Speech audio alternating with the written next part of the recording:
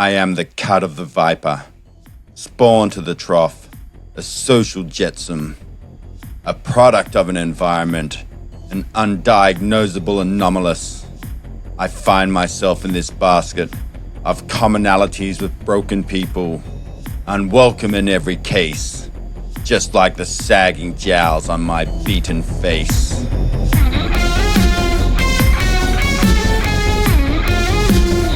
It's the Lyrical Wax.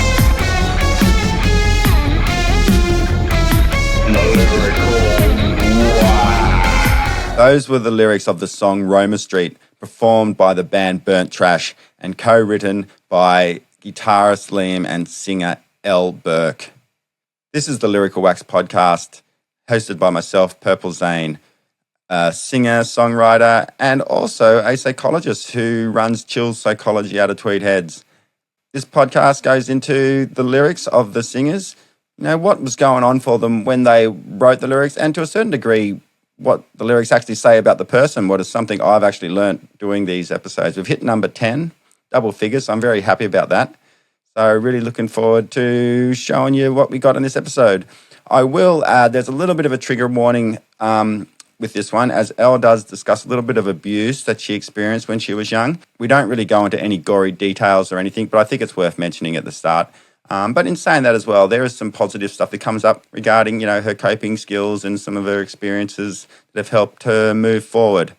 So yes, very, very interesting episode, this one. So I hope you really enjoy it. Episode 10, we're at double figures, good for us. The Lyrical Wax podcast with me, PurpleZain, Burnt Trash edition with Elle Burke. Let's go. Hello, Elle from Burnt Trash. Good to see you. How are you today? Hi. Yeah, I'm doing well. Just having a chat with you. So it's good. Yeah, well. Yep. That's what we're here to do after all, isn't it? Okay. Yeah. Cool. How are you doing?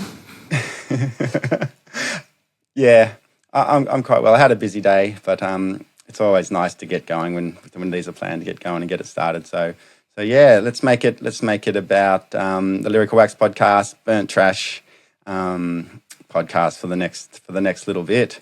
So yes, Burnt Trash. I will preempt this with I really love Burnt Trash. I've sort of known you guys for a few years now. I think I was trying to remember how far back, but yeah, I just really like you. You're a great mix between a bit punk, a little bit garage, a little bit quirky. All the sort of little things that I like about music. There's some young little, I didn't say I'm old, I'm a lot older than you, but some young band from Brisbane I saw in the Valley, and I was like, yes, I've liked you ever since, even though I can't remember how many years. But of course, I've got you on this podcast because I'm really looking forward to this episode. So there we go, a little bit of a compliment for you, straight off the top. Blushing. We've always loved you as well. You and the band. But yeah, I don't think there's that much of an age difference, really. I'm just trying to think of I'm not actually sure. Yeah, we've got ranging from mid-20s to mid-30s, I think, about. But yeah. So yeah, good age to be in a band. Little diversity. Alrighty, cool. So, yeah, age diversity. Yeah. Alrighty. So I'd like to, when we do these podcasts, I like to do a little bit of a, talk to the singer a little bit about their history, because it can be quite helpful putting things in context. You'd be quite surprised how many what people's life story actually influences their lyrics. It's not something that you sort of really think of, or people might be a bit aware of it, but don't think about it too much. But doing this, I've really learnt that. So always start off with a few questions about your past. So maybe I'll just throw out a few little quick fire questions for you to answer. You can sort of expand on them if you want, but just sort of tell us what you want to tell us. But so where were you sort of born, and whereabouts did you go to school? So I was born around Sydney, but we moved away from there pretty early on, and I grew up in Coffs Harbour and the surrounding areas. So went to high school at Woolgoolga High School, And yeah, moved to Brisbane just a little while after I turned 18. And I've been here ever since. So, Okay. yeah.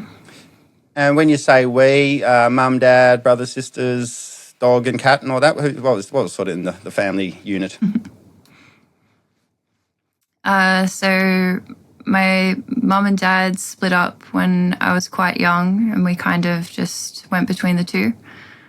My brothers lived mainly with my dad, and I lived mainly with my mom, and we'd visit on weekends. But yeah, my dad moved to Brisbane just after I turned 18, so I sort of followed him here. And my mum's living here now as well. So is my little brother. Like him and my mum actually live with me, so that's quite good. Yeah. Okay, so and you're living sort of just suburban Brisbane, or you're sort of in the thick of it in the city, or whereabouts? Don't have to say the exact street. Won't get anyone stalking you or anything, but just sort of.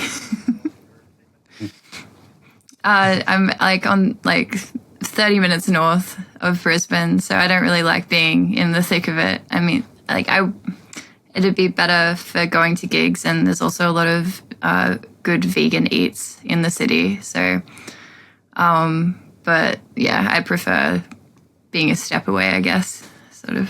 But yeah, also rent's cheaper. Okay. Well, one good thing about yeah. one good thing about living 30 minutes north of the city is that you can get to Eaton Hills without complaining, because everyone else complains about Eaton Hills and where it's located. But I can imagine you can get to a gig there kind of easy. Is that one bonus of living that way? Yeah, I mean, I don't have I haven't needed to get to Eden Hills too often though. Like I've been to a couple of shows there, but it's not frequently really. Like I sort of tend to go to Valley gigs and the occasional West End. I don't get to as many gigs as I would like to, and I've been hoping to change that around. Yeah, just it'd be good to support more music. I've been thinking, but yeah. Okay. No, that's all right. I mean, it's just, I don't know, when you said North Brisbane, because I always just thought getting to Eden Hills is just such a punish, and if you live in that way, then yeah, maybe it's a bit better. But anyway, who really cares about Eden Hills?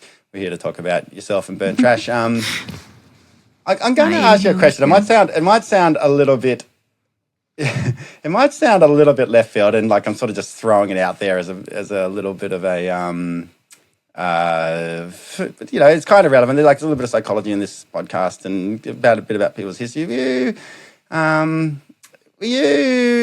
Was your parents a little bit alternate, or a bit, free spirited, or a bit sort of hippie generation? You've got a quirky coolness about you, Elle, that I really like. And sometimes kids really take after their parents with that, but sometimes kids have that because their parents are super straight and stuff, and they develop it.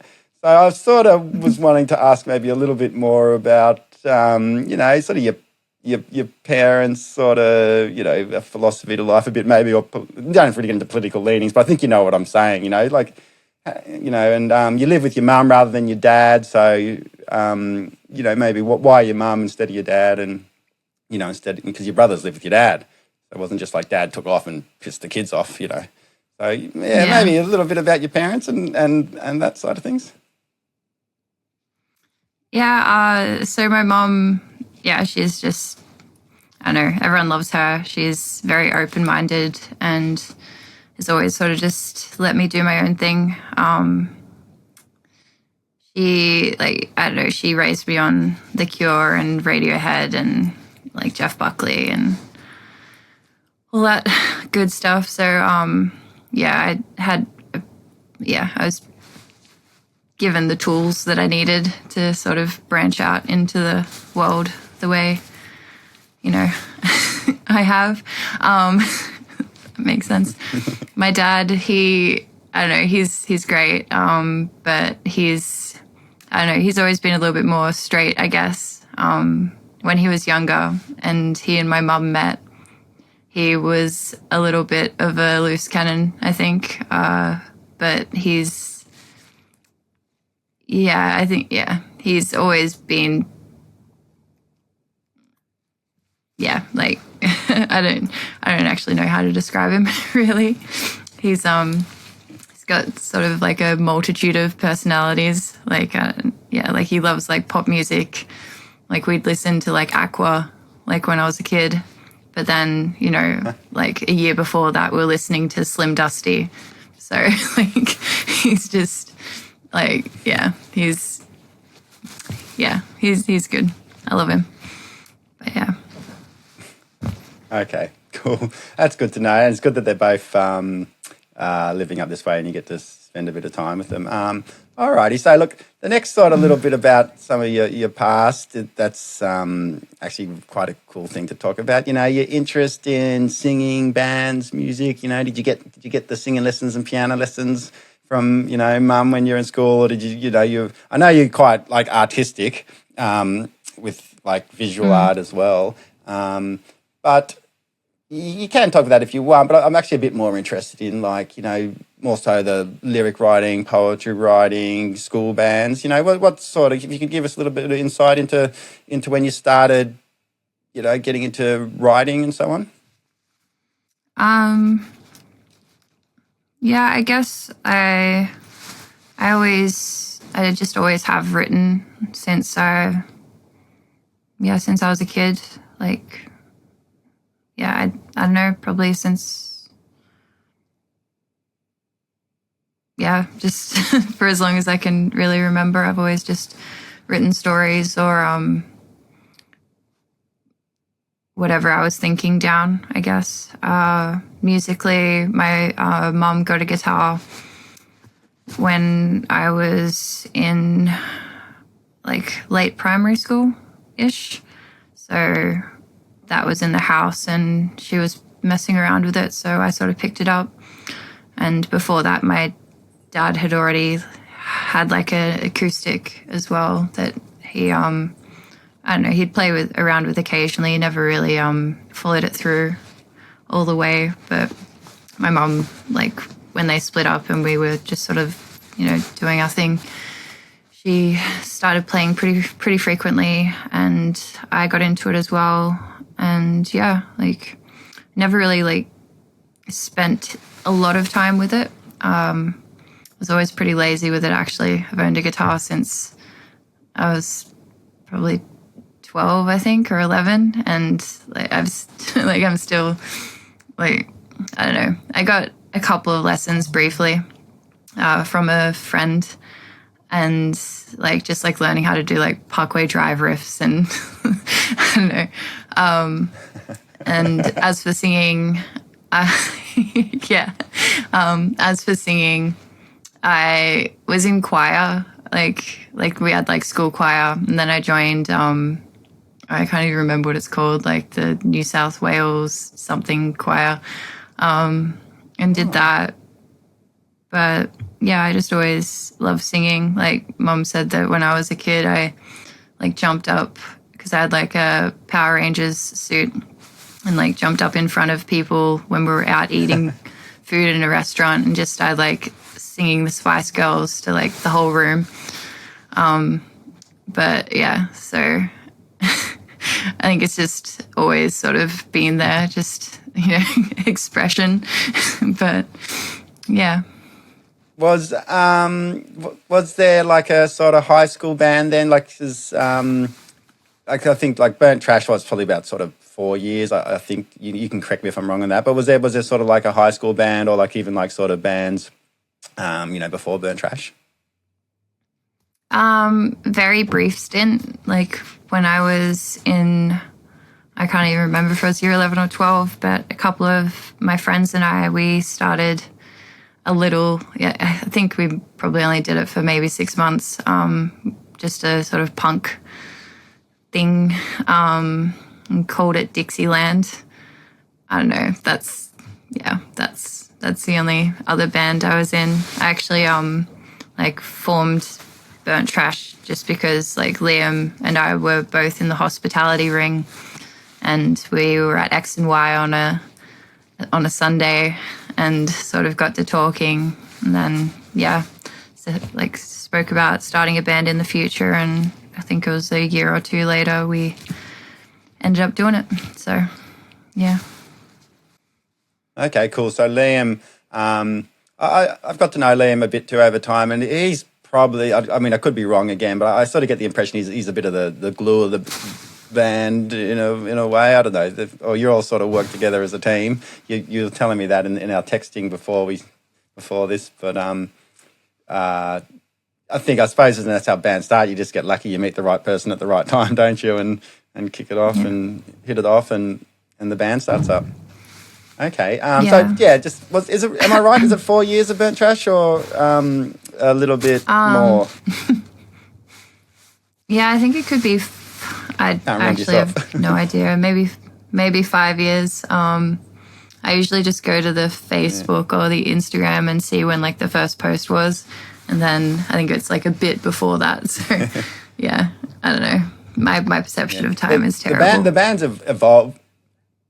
Yeah, the band's evolved though quite a bit over the years, and again, I'm giving you a lot of props, but I really love the latest version of the band, 6-piece band, like In Excess, right? 6-piece band, singer, 2 guitarists, keyboardist, bass player, and drummer. What a great number to have, and I think you've really found your sound, and I hope there's going to be a lot more sound like this. So, well, why I am saying this, because I'm actually going to segue into the latest single that came out at the very end of last year, Roma Street.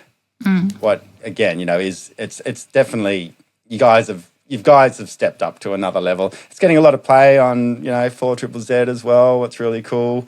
I just don't know why anyone wouldn't like the song. Like everything about it's great. It's indie, it's raw, but it's got a good melody. It's got a good riff. It's got a great lyrical story that I wasn't quite too privy to the lyrics.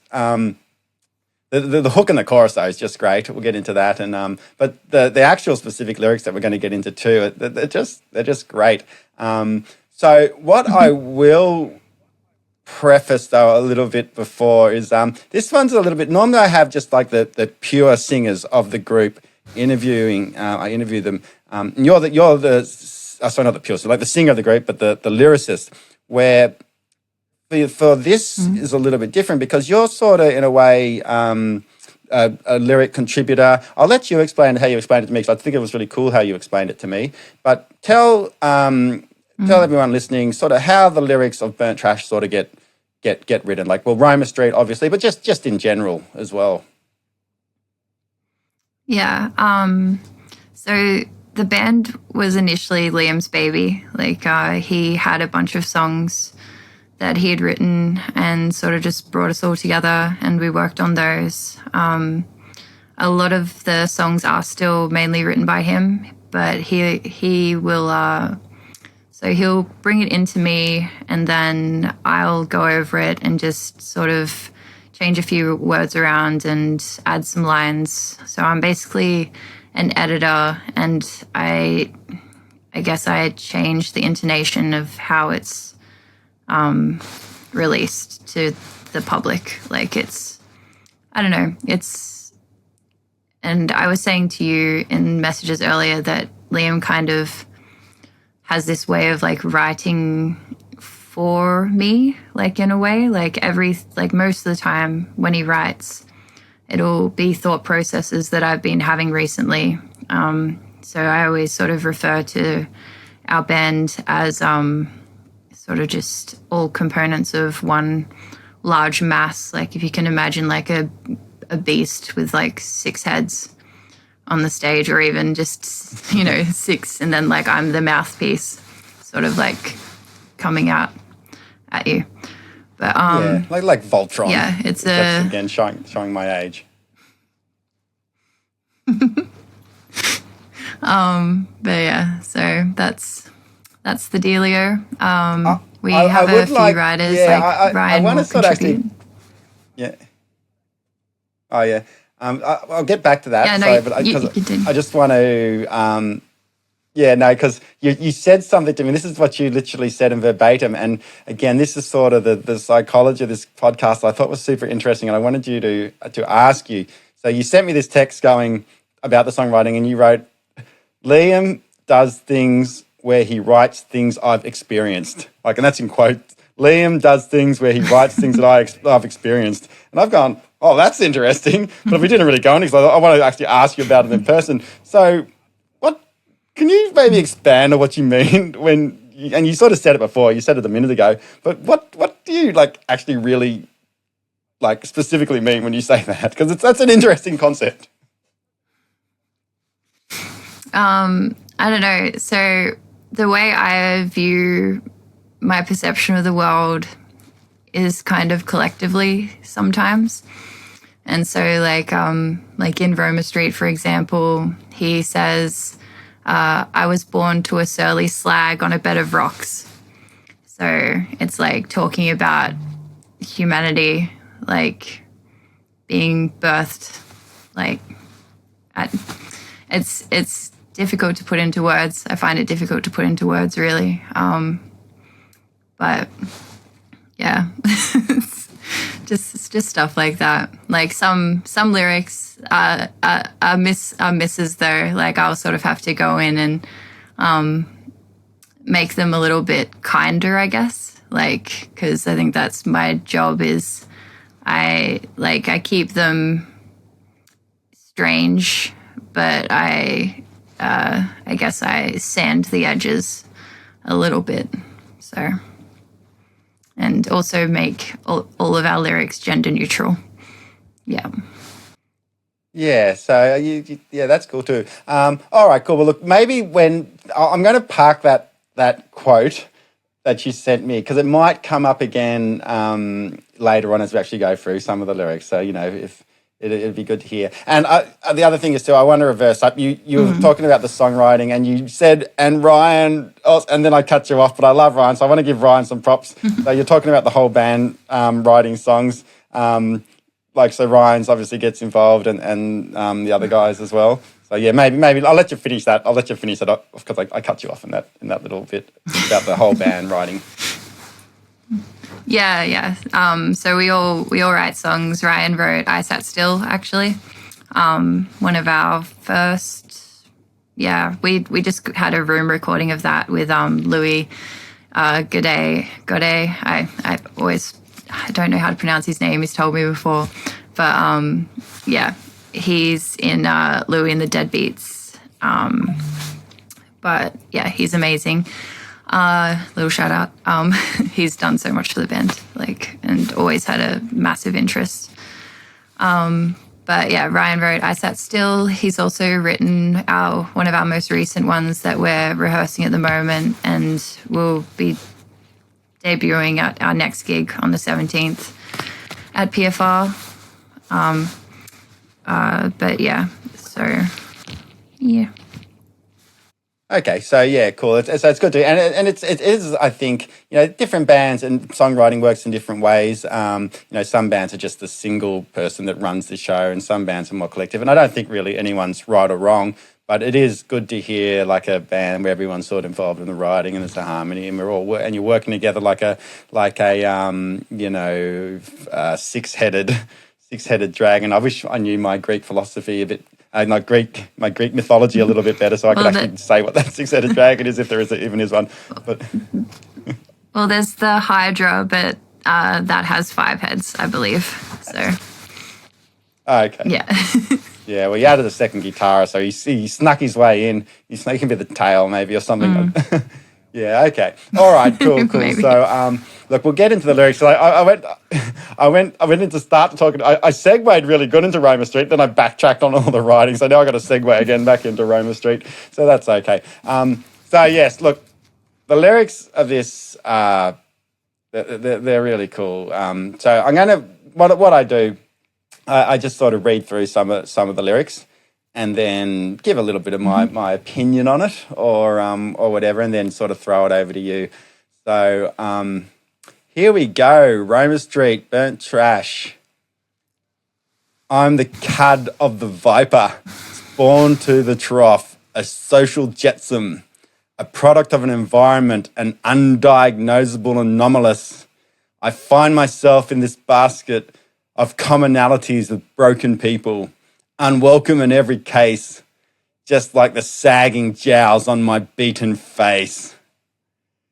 That just sounds to me like, like a punk just looking for, like, not out and about in the mean streets of Fortitude Valley, not looking for a fight, or not looking for trouble, but trouble's coming. He's not looking for it, but there's trouble coming. And Yeah. I just want to say, and I've been doing this for a little while now, that opening line, I am the cud of the viper. Did Liam write that or did you write that? Because that is just the best. Like, so again, cud is when like cows like sort of chew on stuff but it's not totally digested and they sort of urge it back up and chew on it again and then swallow it again. Yeah. So the cud of a viper, I think of that for lyrical imagery. It's just the brilliant, it's just a brilliant opening line, and it just visually, it's just so good. So I don't know, how much can I talk about just one line? So I'm the cud of the viper. Did you write that or did Liam write that? Liam initially wrote, I am the son of the viper. So that's one of the things where I'll go in and just sort of tweak it. But yeah. Yeah. Brilliant. Okay, so because again, I was a little bit, I was thinking, how's this going to work? Because I really wanted to get you on, but when you're sort of saying you're not the main writer, I was thinking, well, that's right, we'll make it work. But that one thing you just said then is awesome because, I'm the son of the viper. Yeah, that's a nice line, Liam. Good. I love you, Liam. And that's a good line, but it's not an epic line. But the cud of a viper, yeah, far out. The other word that I love in these opening lines, a social jetsam. Here we go. If this was live, I'd say first person to call in to say what a jetsam is, wins a free T-shirt. So we know. So a social jetsam. We know. Well, lots of people heard the term flotsam jetsam. People say flotsam jetsam, but like, what does it actually mean? So I was like, I don't actually. I think I know what it means, but I don't really know what it means. But So in marriage, I got to go off Google definitions here. Like in maritime, so flotsam jetsam. Flotsam is debris that's accidentally falls overboard of a boat and washes ashore. Where jetsam is debris that's deliberately thrown overboard, usually by a crew in distress, like trying to lighten the load.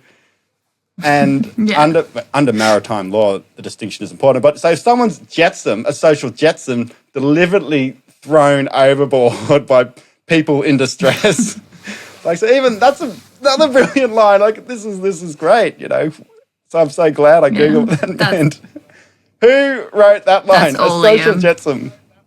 Okay, so one each. All Liam there. Yeah. Yeah, so like in modern terminology, I'm just quoting Google, not because it's sort of important to say it clearly, but in modern terminology, flotsam jetsam can refer to small or unimportant items that are found together, especially ones that have no connection to each other. So knowing that, when the line that says the commonalities with broken people, like that's actually what flotsam jetsam means. So it all just intertwines. It's so good. Yeah. No, he's a great writer. And that's, we all just fit well. Yeah. And again, just the last line of this opening stanza, just like the sagging jowls on my beaten face. So, jowls obviously, the look on the jawline and stuff, just beaten face, sagging jowls. So that just paints the image of just walking through the mean streets, just looking a little bit beaten up and a bit angry and a bit pissed off. So, again, I've known this song, so it's been out for now 9 months or something. I never actually really knew what you were talking about in the opening line, but I don't know. But I said to you before we started recording, I'm trying to move through this podcast a little bit faster, but I'm stuck on the first 4 lines, and I feel like I've been talking about it for 20 minutes. So maybe just for what you told us before, because we are sort of sticking on it, so those opening lines, Liam sort of comes up with the sketch of it or the general gist of it, and I suppose he's writing the theme of it too, isn't he? But you're sort of coming in and just saying, how could this be better? Or how can I make it work more? Or You said before, like, Oh, try and make it a little bit more softer and a little bit more friendly, but that's pretty mean. It's a pretty mean opening line. I think that he sort of approaches a song through an individual experience, and then I will push it into a collective experience, I guess, is what I've found. Okay. The chorus. Now, this is the hook, and this is the great bit. And this is what I was actually so wanting to ask. And this is one actually the main reasons why I do the Lyrical Wax podcast, to actually ask what specific lines mean. So the chorus goes, I'm on my way down to Roma Street in a police car. I'm in the back seat. I'm on my way down to Roma Street. I'm in the back seat, baby. I'm in real deep. So anyone not from Brisbane, Roma Street is the state, like the big state police station, right in the middle of the city. So to say if you're but in the middle you say you're in a police car, but so what is the story behind the chorus? Because it's such a great bunch of words. So Liam essentially, well, he sent me a message describing the song itself. Like, this doesn't pertain directly to the chorus, but he said that Roma Street is a generalization and character build of a heap of people I have observed growing up. It is written in the eyes of someone who is angry at the world and the cards that they have been dealt. It is themed around going against societal grains and accepting the consequences of decisions made by someone of low insight and poor socioeconomic factors. But yeah, I guess the chorus is just having all of that, like, and words coming, everything just sort of pulling you into that place of just like, you're heading to the police station, you sort of gone. But yeah. Yeah, so like, in other words, it wasn't like a night where Liam just got all screwed up and got arrested and locked up and stuff. But you know what? That is so funny, because again, I that line that I talked about before, the like the sagging jowls on my beaten face, and I just spoke to, I made a note. I didn't read my notes verbatim, but I wrote, like, it paints a great picture of a lone wolf punk, not looking for trouble, but it's coming regardless or not. And sort of how that was described then, someone who's just had a lot of rough, tough, sort of experiences, and a bit of an outsider, a bit of a punk, but not like a rock and roll punk, but just a bit of a badass punk. That kind of reflects, just, doesn't it, on how the chorus goes? Yeah, I think just because there's, a large part of our demographic who, grow up in poor households on Centrelink and end up in situations that are kind of unavoidable when you're living in small communities, just because of the lack of education and lack of funding and lack of just help in general. So, you end up with these broken people just trying to do their best with the tools that they've been given, and they end up being punished for not having more, essentially. Like, I don't know.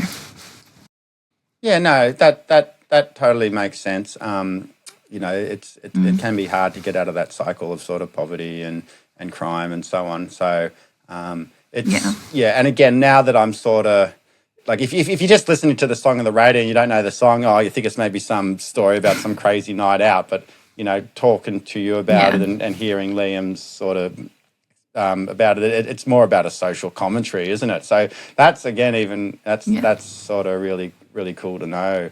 The next the way it's the next verse, and you actually, sorry, go on. I was just gonna say, the way the chorus is sung, like, it's playful as well. So it's easy to just sort of be bopping along to it and not really like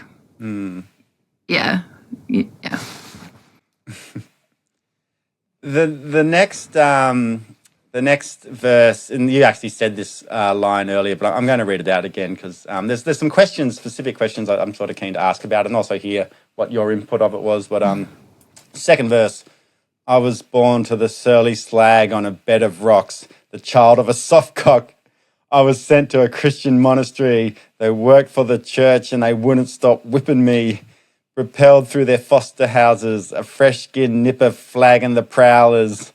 Employment is always abrupt. Couldn't stop telling my bosses to go get fucked. So that makes a lot more sense now. When it's a bit because it's a social commentary. I was thinking, is this literal? I was going to ask, did anyone actually get brought up by the nuns in a boarding school in the Christian monastery sort of thing? But it's a social commentary, isn't it? Like the child of a soft cock. So that probably means like just dad pisses off, hasn't got the balls to hang around. Well, that's sort of what I think it means based on that. And going through the foster homes, flagging the prowlers, lyrical imagery. Employment is always abrupt. So can't hold down a job. Fuck this. So that's sort of how I'm interpreting. I think I'm right with that, but like maybe I'll throw it over to you. Maybe some of the lyrics that you contributed to, or your sort of interpretation of it, or so on. Yeah, well, with surly slags, I was born to a surly slag on a bed of rocks. Just I don't know. I guess it just the birth of life on earth, is what I think of when I'm singing it. The child of a soft cock, I literally just think of a rooster, and I don't know, I sort of think of Baba Yaga and the mythology there, I guess. What is it? It's child of a soft cock, the Christian monasteries. Yeah, I think that's I definitely see that as just a social commentary. And because none of us actually were raised in a Christian monastery. But with the line, fresh-skinned nipper flagging the prowlers, that was an addition by myself, which was a little bit more of a personal note because, mild trauma dump. I was molested as a child. So, I guess if we're talking mental health, then, and sorry if it's a little bit dark for the podcast, but I don't know, I think it's good to communicate about these things and let people know that there doesn't have to be a stigma around speaking about it. But for most of my childhood, I had that happen from multiple people. And so that was just a little bit of a, chuck it in.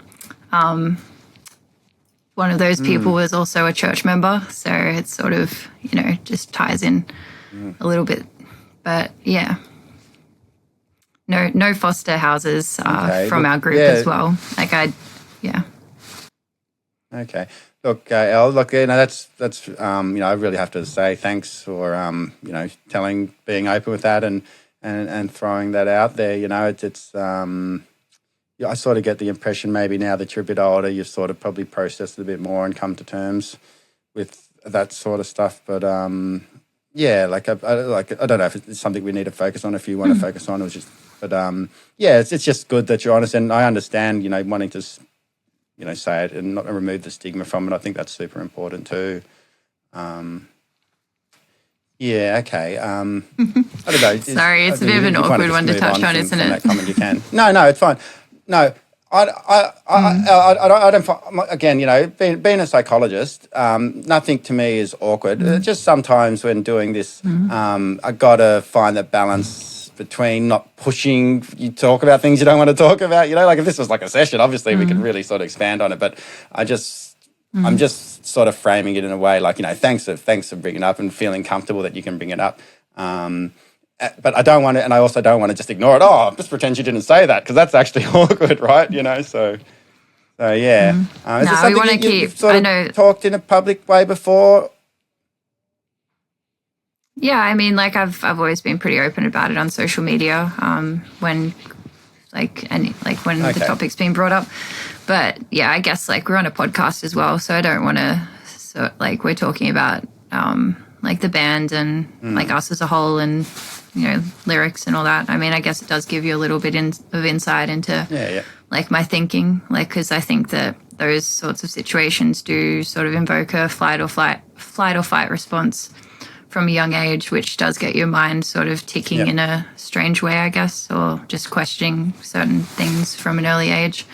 But yeah, like I don't think I'd want to stay on it too much and just move the podcast along to everything else we're going to talk about. If I could just say one last thing, this is about like the personal lyrics and stuff, and that is a very extremely personal lyric. So just get in the context of the lyrics in this podcast. That is sort of what this is about. Actually, what does that line actually mean? And that's actually what it means. So not to go on about it anymore. Then if we can move on, but that is what that line means. So it's good to know. How else would anyone know that? So to speak. So yeah. All right, and look, maybe to be honest, that might come up a little bit later in the. I don't know, the last song that you sent through to me. I've got some sort of questions about it, and that's sort of why I asked a bit about your parents before. But like maybe it might relate to the last song. I don't know. We'll get to that when we get to it. The very last line at the end of the song. Better cut it out. Better calm down. Better cut it out. I've had enough. So I thought I made this, when I was reading over this last night, I made this note here, and I'm not 100% sure if I still think this is relevant, but I wrote, is this a bit of an American Psycho type analogy? Like, is it really happening, or is it just in your head? Like, cut it out, calm down, cut it out, I've had enough. But, because, like that sort of American Psycho, where, like, did it really happen, or was it just all in the head? Yeah. And I was sort of thinking, is this police car arrest and everything all just all in the person's head, But I think we've sort of answered that question. It's more of a social commentary, but like, I don't know, maybe better cut it out, better calm down, better cut it out. I've had enough. What's the back behind that line? Was that you or Liam, or how do you sort of interpret that? I mean, maybe everything we're experiencing is in our head. But the lyric there, it has to it's be in a meant way, to be a doesn't it? police officer. Yeah. Okay. The person singing that is Johnny, or like saying it, and then I repeat it to myself, like, but just before I sort of break out into the like erratic screaming, I guess. Or like, yeah. Yeah, because there's the line that I skipped over that comes after the first chorus. It just goes, "You better calm down, buddy. You better cut it out." Okay, because right. You better calm down, buddy. So I can hear how that's said by the cops. Yeah, and then Johnny gets to say it. Did he sort of go, "I'm saying this bit," or did you sort of designate it to him, or did he go, "No, I'm doing that"? Yeah, I think he was pretty it was very a voluntary moment. But I think we all agreed that Johnny would just do it well. Yeah. Yeah, give him a little bit of glory there for sure. All right, cool. So there you go, Roma Street. Again, just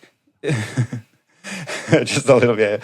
Like, so again, listening to it, it's sort of like, that line, I don't know if you know the old Supergrass song, Caught by the Fuzz. And it's a bit of it's a story about being a bunch of young punks in England, like in London, and getting arrested, caught by the fuzz, and mum finding out, and it's this sort of fun adventure story and I sort of thought that's what this song was just because of the chorus, but when we actually break it down, it's actually quite a visceral social commentary. What's actually even cooler, and I'm kind of glad I got. Sometimes when I interpret these lyrics, I get it really wrong, but I'm kind of glad I got that sort of just someone who's just a bit of a lone wolf punk, not looking for trouble, but it's coming. He's going to find it anyway, and all the just the heavy shit that happens to people because of their unfortunate upbringing, So deep, man. So cool. Any last words on Roma Street before we move on to the next one? Um, yeah, not really. Yeah, like, yeah, it's fun to play, and yeah, glad you like it. A lot of people like it. Okay, so the next song, Time to Lie. So again, you sort of put a little note here when you emailed it to me, sort of like the last one. Liam sort of brought it to the band, and you started to do what you do, edit it and change it and improve things and make it more your sort of style. I mean, at the end of the day, you are the person singing it. So here we go. I'm going to just again have a bit of a read through it and then maybe throw out a bit of a discussion about it. Time to Lie. Okay. I'm probably going to die before my food goes cold. I haven't got a fork in and I'm not very old. I'm probably going to die from a thing I can't control. The sea will sink inside me while I'm grappling for my soul. So here we go, a little bit of existential dread, but I'll go on. I'm probably going to die, or at least I'll wear a cast. If my limbs aren't amputated from an atomic blast, I'm probably going to die before I sing this song. The soot will seed inside me and it won't take very long. So I feel like I read that like an old 18th century English poem. So I don't know if the phrasing's exactly like that. I'm sorry. But it's just the way it's sort of written without the music. Yeah, that's right. But yeah, look, my notes here, it's a song. I got the impression it's not a literal song. It's sort of an existential dread song. But, so like maybe this theme, what you sort of contributed to it and just, how you sort of, tackle it as far as the way, that the lyrics work for you. I'll sort of, this one I'm not sort of getting so much into each specific line. I just sort of, the theme of it and stuff. I'd like to hear your opinion of it. Yeah, well, I guess one of my favorite lines when Liam brought it to me was, I'm probably going to die before my food goes cold. I haven't got a fork in and I'm not very old. Like, I loved that. So that's all him. I added, the sea will sink inside me while I'm grappling for my soul. And then the end of the what does next lot of lines as well. The sea will sink inside me sort of... Okay, so I cut you off, have a little bit of a pause here thing. The sea will sink inside me. What's that was actually... I can probably, that was a little bit, it jumps out a little bit compared to the other lines. What's sort of, what's your sort of reasoning for those words in that line? Well, I guess, like, you usually sink in the sea. So, like, the sea sinking inside you is just, I don't know. Take it how you will. Yeah. Yeah. Yeah, and the next one? The next line you said you wrote? Yeah, the next one was just the soot will seed inside me and it won't take very long. So it's also just like using, like the same framework to, with the repetition to sort of nail it in, which is also why it probably sounds like a 18th century poetic work or whatever when read aloud, just because like that's how they would, like, they'd use repetition so that people could remember it easily. It's like a way of like storytelling and like passing it on. Yeah. Do you live with a little bit of existential dread? Always have. Yeah, like I do, but I also live with just an absolute love for life as well. So, like, we're here and there's so much to explore. And I think it's good to be curious and like, we've just got a whole world at our disposal. And yeah, I think that's pretty cool. It was hard to exist in it for a while, but I think once you grow up a bit and sort of get situated and find some balance, because you can be a bit off kilter for a while, like trying to acclimate. But yeah, like, I mean, we have it pretty good here. We sort of have the opportunity to be able to explore whatever we want to, you know, while there's other parts of the world that aren't so lucky. But yeah. Yeah, it can be a little bit, sometimes you feel a little bit selfish living in the first world country like Australia and, you know, having a little bit of that sort of, well, I've said existential dread a few times. I was trying to find another word, another phrase to use, but I can't really think of one right now. You know, at the end of the day, we still suffer what we suffer, and we still have our issues and our problems and so on. But yeah, it is, you know, it's so terribly cliche, but, you know, mums like, eat your vegetables. Starving kids in Africa don't have any, you know, but there is some sort of funny sort of truth to that, isn't it? You know, like, we do have a good life here. So yeah. Chorus. Die! One time won't someone help me? 2 times won't someone help me? Come on, 3 times. I can't get no love, and I'm dying limitlessly. No one gets out. So again, it gives the impression of, like, you know, the opening verses, the verses are sort of talking about, you know, I think I'm going to die, but the chorus is about sort of trying to reach out for help but not getting any help. What in a funny way kind of mirrors the Roma Street theme a bit as well. Yeah. You know, a lot of people, oh, someone help, you know, reaching out and getting help. But, like, this is actually saying, I'm not getting it. I've tried once, I've tried twice, I've tried 3 times, but I still can't get it. So, yeah, like, did you, was that Liam, was that you? And maybe give you a chance to expand on the chorus and your interpretation of it?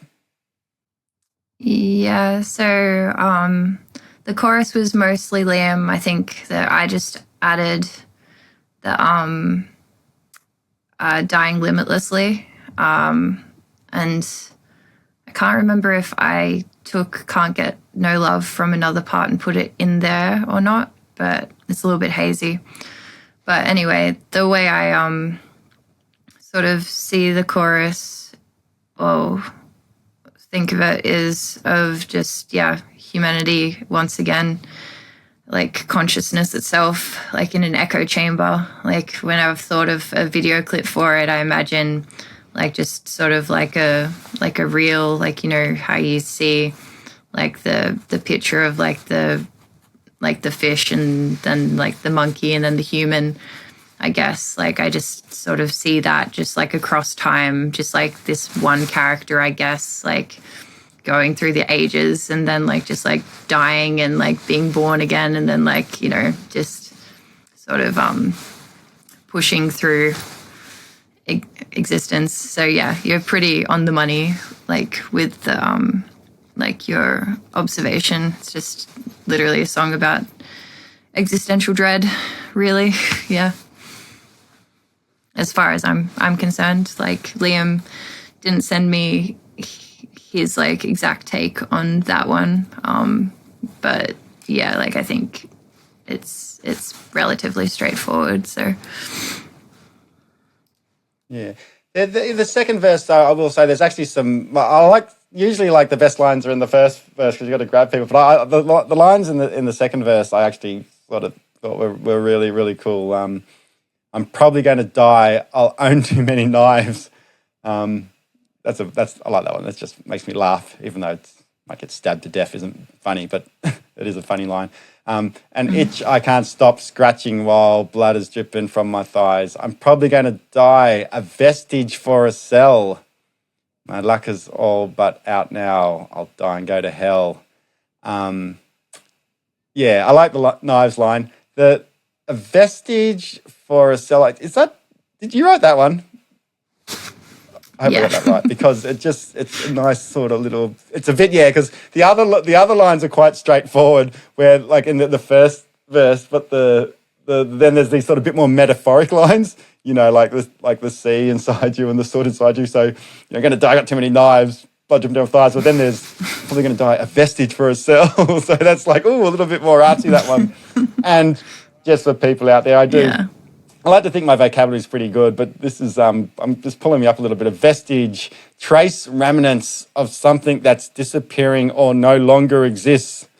If you left a Yeah. you could say a vestige might be you could say like dinosaur fossils could be a vestige, I suppose. But so good line. I'll ask you, if you left a vestige behind, and how would someone know, like, oh, I think that's Elle's vestige. What would it be so that they would know that it's a vestige of you? Well, I think maybe the same way you recognized that the line was mine, maybe somehow. Yeah. Yeah. Like Yeah, like the Rosetta Stone with just a little bit Not of sure. written stuff left behind, but everything else is missing. Yeah. Yeah, maybe just like a fringe imprinted into a rock. Like I don't know. Yeah, I think that would definitely work. Alrighty, I'm probably going to die vestige for sale. My luck is all but out now. Die and go to hell. So yeah, I like that vestige line. It's good. This next line though is actually really good too. So I'm not sure who wrote this one, but it's also a good one. Have you ever eaten what a god eats? So did you write that one? So Liam wrote, "Have you ever eaten what a dog eats?" And then I changed it to God. So yeah. Both actually, to be quite honest, are very, very, very, very cool. I think maybe the Roma Street lyrics, "Have you eaten what a dog eats?" or "I'm eating what a dog eats" would suit the Roma Street theme. But have you ever eaten what a god eats? Okay, so that's really cool to know too. Was it just, why did you change it from dog to god? Because it just totally changes everything. It's like it's dog and god. Everyone knows that it's a word spelt backwards and stuff, but it makes it a completely different sentence. Why did you change it? Well, Have you ever eaten what a dog eats? So have you ever eaten what a god eats? dog seemed like grimier, and I did like it, but I thought that God just sort of had like a bit more of a like strength in the way it was going to be like sung, I guess. But yeah, like there's also the following line pertaining to pigs. So like I thought that it's like doubling up on words sort of thing. Like I thought I'd keep like one animal like in there, like since they're going to be kind of close together. So there's a few different reasons, but yeah, the main reasoning would be just because I don't know, like I'll read something and I'll just hear. It's not like even it's not intentional. It's just like it's like when I listen to an old song of mine and I'll all of a sudden like I'll hear like the lyrics that are meant to be there. Like it's like it's already there existing somewhere and then you just access it, I guess. Like I don't know how else to describe it. Okay. But yeah. Yeah, some lines are just meant to be, right? So I'll read that. I'll read that whole thing, because it is here to be read. Have you ever eaten what a god eats? I'm probably going to die from unavoidable disease. I'm sweating regularly. I'm grunting like a pig. I'm facing this reality. I'm roasting at the spit. Yeah, so it does changing. I see what you did there. Changing dog to God. It's creating this more universal. It's covering a lot more bases, isn't it? You're going from a pig on a spit to God in the sky. So yeah, you're covering everything. No stone left unturned. Yeah. Toad and Abel. So look again, probably. Like I spent quite a bit of time on Roma Street. Like I love it, but there was just the lyrics were probably a little bit more worth getting into. This one's probably more the theme's probably there a little bit more than the specific lyrics, isn't there? But if there's anything you'd like to sort of add or throw in at the end that you think sort of relevant, by all means, before we move on to the next song, or we can move to the next song. Yeah. Well, I guess the knives line and yeah, like I own too many knives, an itch I can't stop scratching, like just refers to like I've had like lots of friends who struggled with like self-harming and like I get that's sort of where that one goes to. Like I never self-harmed personally. Like I think I'm too much of a sook as far as like putting like I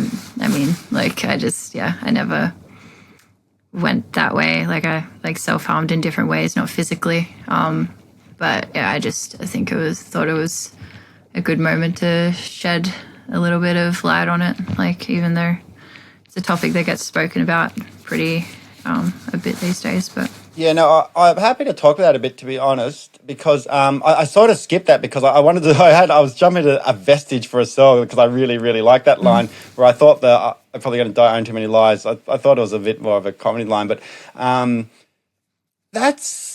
look, if we talk about existential dread and, you sort of move into depression, people don't even have to be super depressed to self-harm and stuff. But yeah, I'm going to die. I own too many knives. An itch I can't stop scratching. My blood is dripping from my thighs. So yeah, like now that you've brought that up, that's very quite explicit self-harm. And I'm actually a little bit surprised that it went over my head. So shame on me.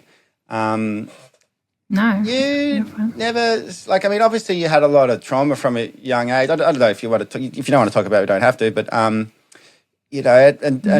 cutting deliberate self-harm is a super, super common way. It's unfortunate and it's sort of like, it's a way that people manage trauma that works for them. But obviously, there are, hopefully as a psychologist, you try and teach people other ways to sort of manage their trauma that's not as harmful to themselves. But you never sort of did it. Look, again, you can ask me. We can just skip this if you don't want to. But you sort of said there was maybe a bit of self-harm in other ways. Are you okay to talk about that, or you don't sort of want to talk about it, or even if it's a way we can talk about it in a positive way? What was some of the ways that you sort of realised the self-harm wasn't working for you, and you needed to turn things around a little bit? And work on some positive coping skills and so on. Yeah, I'm fine to talk about things. So my self-harming was, I guess just the way a lot of people do, like substance abuse and like just, putting myself into situations and distracting myself constantly and not really allowing myself the space to heal because I just, it's hard to be present in your emotions. So like a thing that me and my good friend Indy always say, well, she actually said it first and I sort of passed on to people, is that like we sort of keep it at arm's length. Like that's what substances are used for essentially, is just like I smoked marijuana for like most of like from when I was like late high school up until maybe like 3 years ago. So, there's just all these different coping mechanisms that we have. And like everyone should, like if people need to medicate, then they need to medicate. Like marijuana definitely helped me for a time.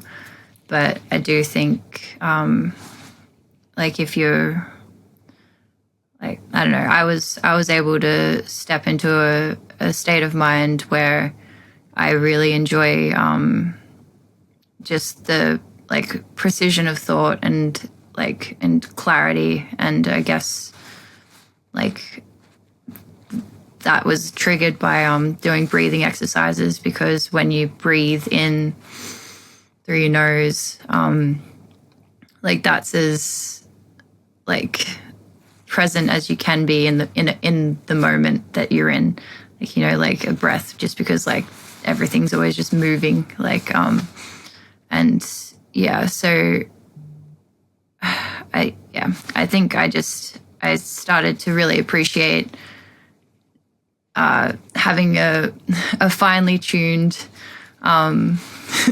machine to sort of operate in, and once you start looking at the world that way. Like, you want to treat your body kindly, and you want to start, moving away from things that harm you, like and like smoke inhalation, like inhalation abuse, and taking different substances. Like, I took like a lot of MDMA for a while there. Like, I always thought that I'd want to continue like doing mushrooms, but like as like a yearly sort of adventure. But now I'm even at the point where like I don't think I actually need them. Like, I can get to those sorts of states of connectedness, and just like, I guess, like a little bit like you feel like you're a little bit high just from being like outside, like, because there's actually, like, my friend was saying this to me recently, because I was saying like I feel like I'm on mushrooms like when I'm just outside now. Like, I don't need assistance from like like a physical like substance. And they said that the terpenes are like coming from the plants. So like if you're more I guess receptible, then yeah, like but yeah, you get my meaning. Okay. Yeah. Just, High on yeah. life. I get your meaning. High on life, literally. Was it sort of like was it like a gradual thing where you're just like, oh, I'm just getting stoned, I'm just over this? Or was there sort of a sort of bit of a snap moment where, oh shit, I got to get my shit together? Or was it just was it more of a gradual thing where you sort of cut out this and you cut out that, and then you sort of started feeling a bit more clean? Like maybe tell us about that transition from moving out of, that sort of more self-harming behavior into like healthy coping behavior. Like how did that sort of come about? I think it'd be good for some people to hear, actually. Yeah, I think like it was definitely gradual.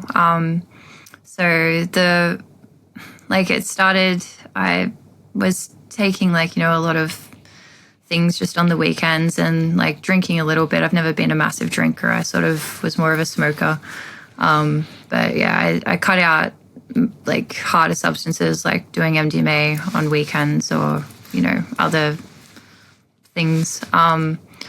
And then I was just smoking weed mainly. And then I stopped smoking weed and was just vaping. And I actually only managed to quit vaping. It's been a month now. So that was the final sort of kick in the butt, I guess. But yeah, like it's been a slow ascent or descent into, just where I am now. I sobriety. still struggle with sugar. Yeah, sobriety. But yeah, still struggle with sugar, and like not the cleanest eating. So that's sort of the last thing I'm trying to tackle at the moment. But we'll get there. It's a bit of a journey, like just sort of teaching yourself how to live, I guess. But yeah, like it's you get there eventually. So and look, yeah, and you had. I sort of assumed, but you could tell me. You probably had quite a bit of counselling. If you were the victim of abuse, that there probably would have been a bit of counselling that came your way. But even the stuff you're talking about, some people have just grit and determination and do it on their own. But was there some good counselling service support that you get to sort of give you some strengths and skills to help get your head around and so on? And is it still sort of going, or is it you did it on just through your friendship and just self insight and so on? Yeah. Well, I never really I never really had much counseling. I sought out someone about a year ago, and we did a few sessions, which was great. And he gave me some like a little bit of insight, and like helped me sort of like think about some memories that were like kind of trapped, I guess.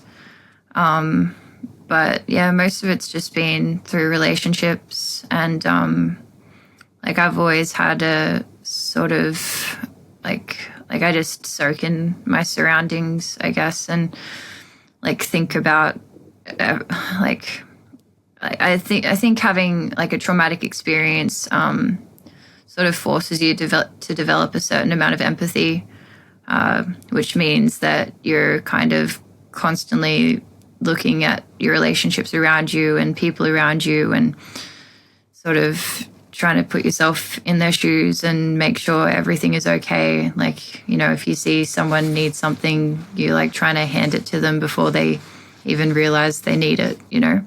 Like, it's just like that kind of thing. So, yeah, a lot of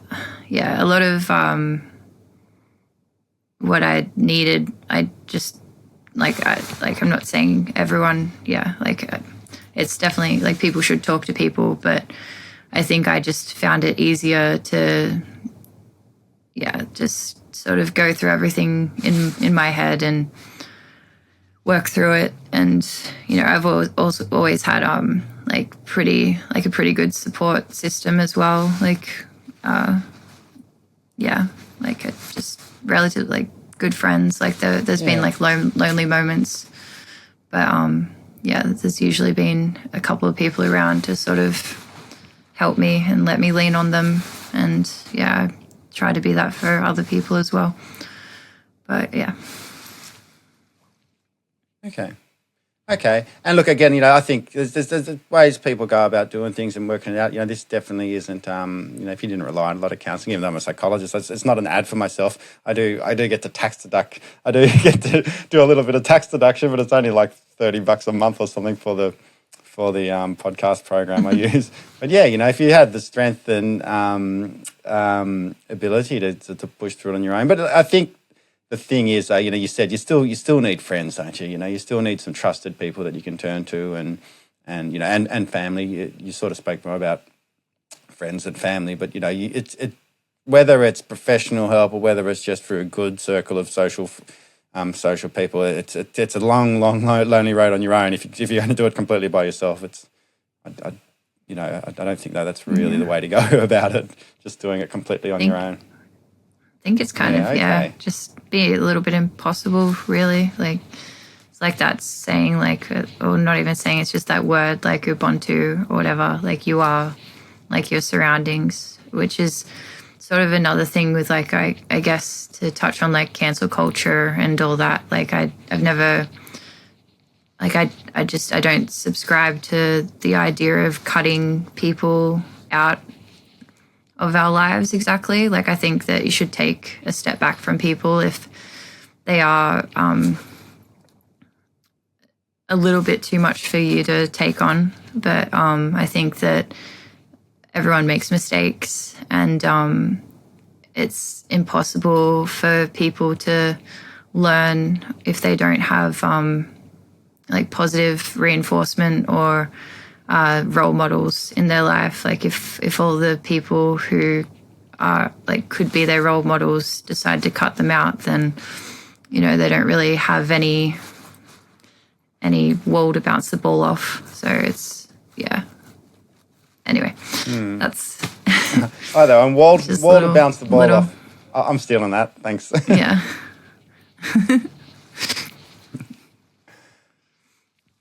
Alrighty, cool. Okay, that's all super interesting stuff. So, you know, again, another opportunity for me to say appreciate you sharing some of your personal experiences. But, you know, I think the message is very positive. So hopefully people listening to this actually can get some positivity out of it. And I've known you for a little while, but, you know, it's not like we live in completely different parts, 130 kilometres away. You know, and I always like catching up with you and saying good day. But yeah, it's good to hear a little bit of this sort of personal stuff about you as well that I wasn't quite aware of. So yeah, very nice, and nice for you to share it with us. This though, it's kind of a funny kind of segue, because the third song that's actually getting sent through and the last one we're going to do is it's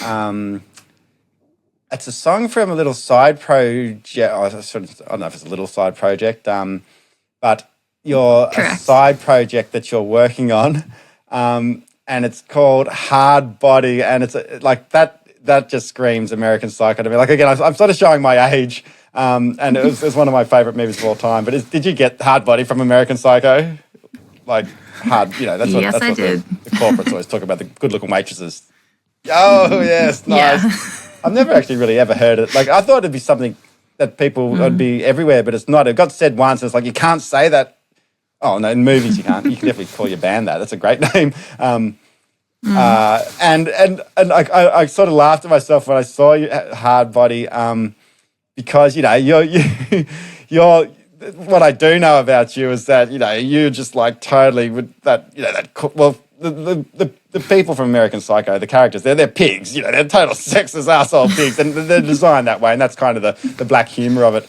So, but it's the absolute opposite of everything I know about you, to be some corporate 80s Wall Street pig, So that's what I like about it, that's the irony of it. I see that. So I think, is that what you're going for? Like, Yeah. Yeah. Definitely. yeah, nice. All right. We're on this. And Also, so just the band name's great, Hard Body.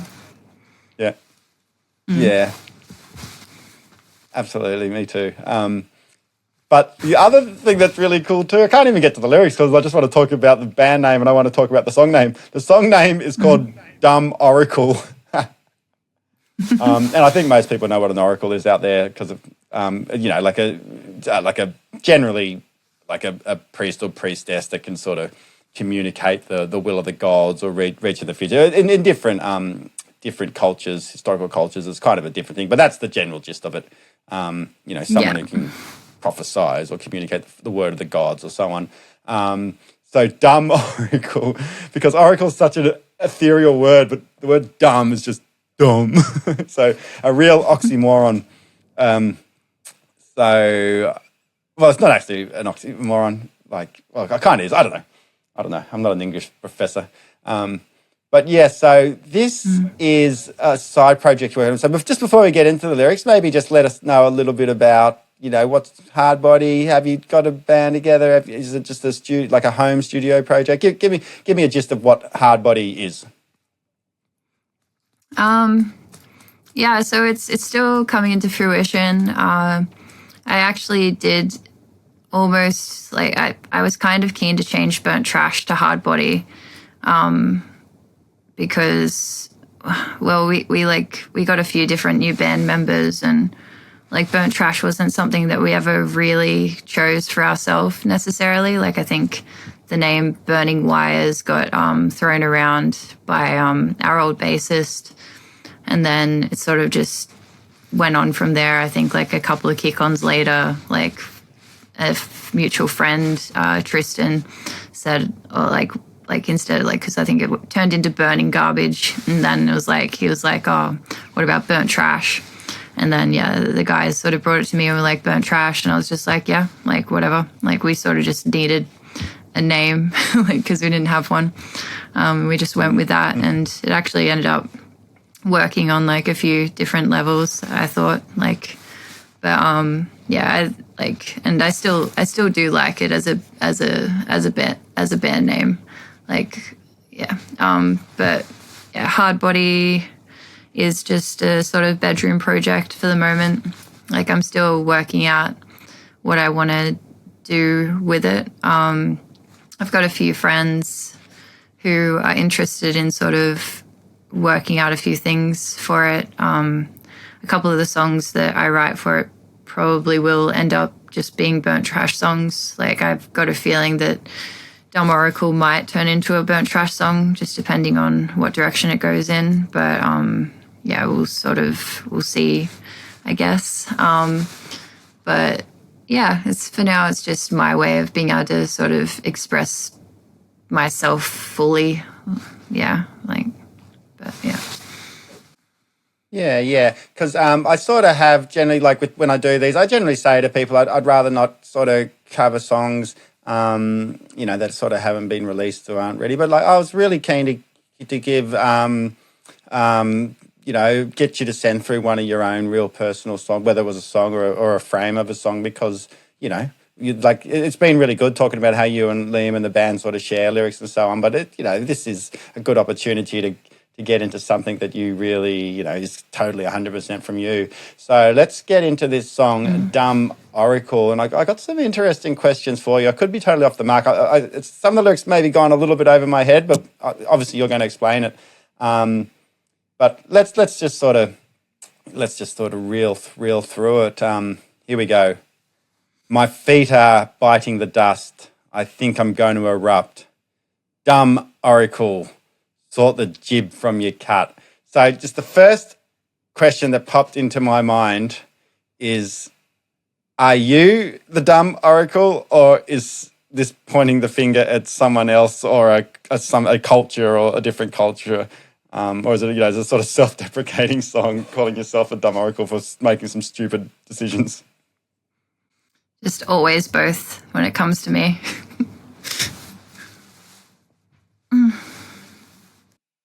So when you say always both, so it's a reference to you and to other people or cultures? Like maybe expand on that a little bit. Sorry, sort of that went over my head a little bit, that answer.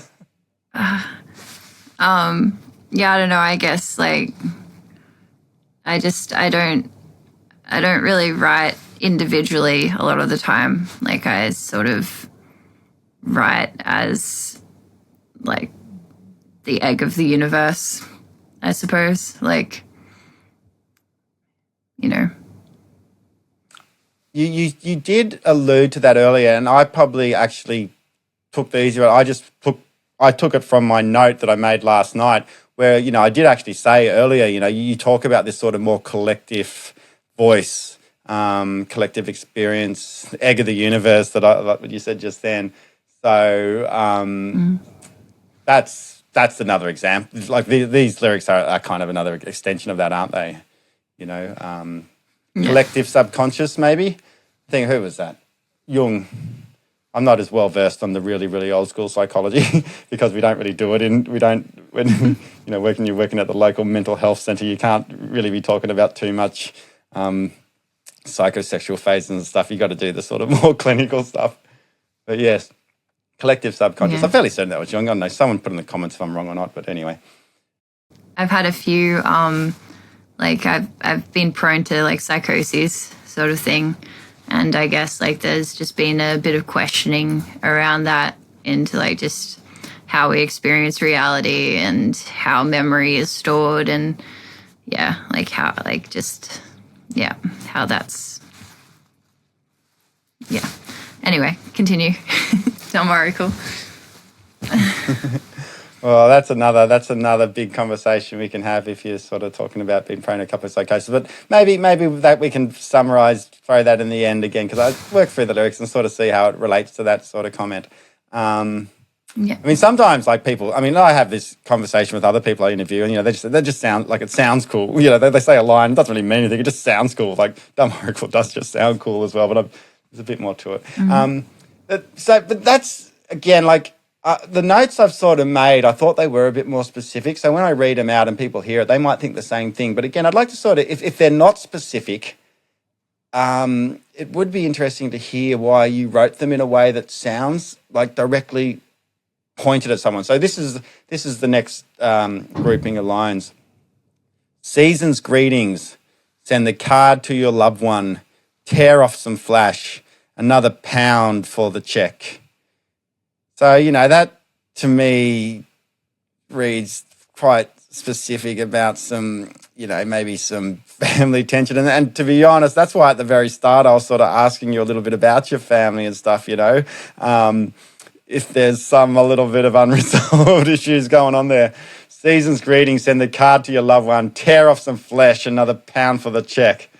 It sounds just like, the family's not present, but like, they just give me some money and they think that everything's okay, but it's not. That's sort of how I interpret that. Well, you're talking about more of a collective sort of thing. Like, what's the go with that line? Yeah, I guess that ties into what you said, like just like the cash in the card sort of thing as a present. But yeah, like it's also just like another pound for like, I don't know, like the check, like the social check, like checking yourself. So like, another pound of like my like experiences and, like how I'm presenting myself and like, if I'm, doing like the right thing or just like being respectful to other people or, I don't know, it's just, like a self-check, like another pound of flesh for the check. Like, which is sort of like what my that's clever. That's cool. That's cool. What my psychoses sort of fall into is just this, like I'll have these moments where like everything that I've been thinking about for like a year or two, like will sort of just all convene in one spot and like fight to the death, I guess. And then I just am like left there, like sort of just being like, I don't know, like, okay, I need to change this. And, stepping into the next like state of being, I guess. But yeah.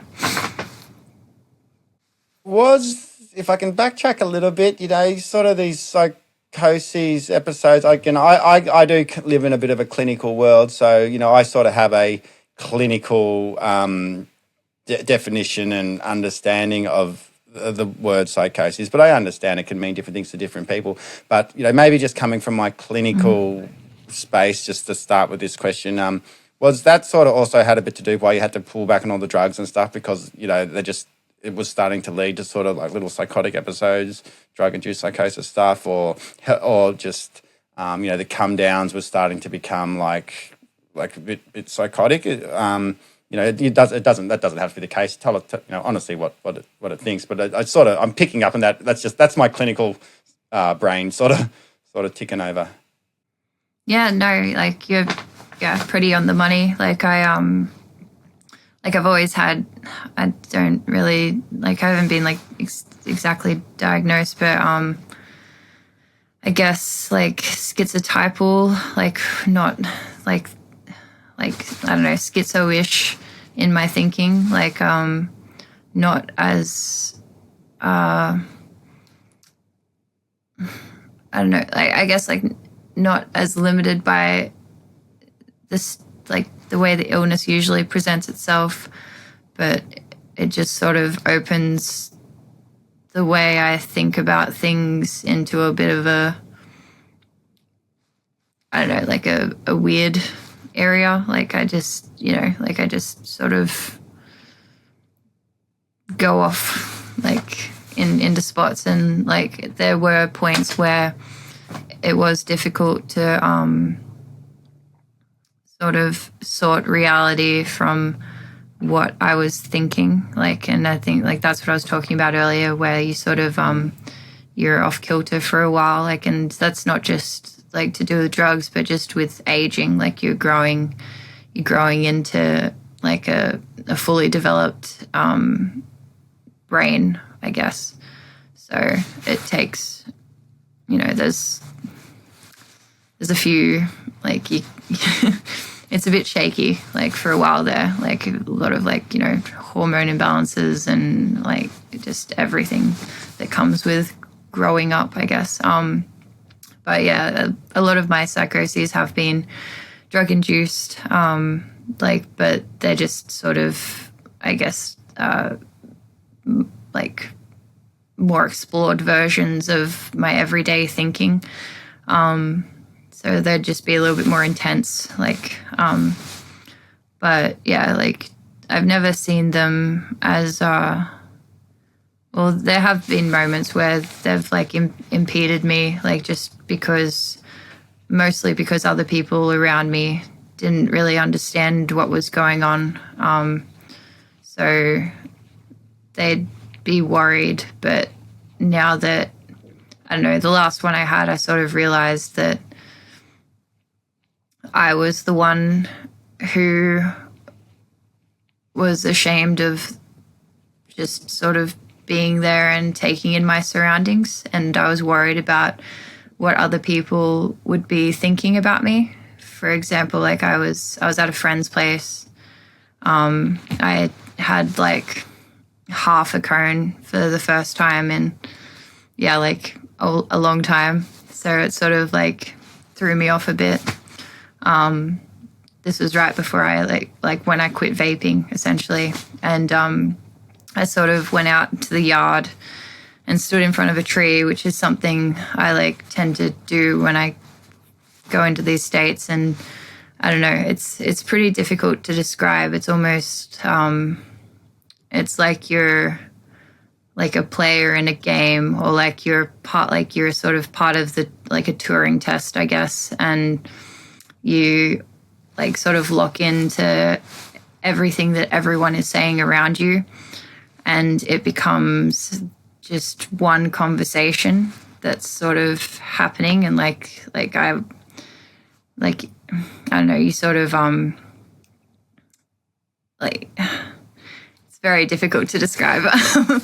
So I'd I'd have I imagine it would be go on. Yeah, like voices coming in, and sort of it's like you're basically walking like this tightrope of like every like unacceptable thing that you've been doing. Like, for example, like I'm always like, oh, we need to support local, or do like we need to treat ourselves better.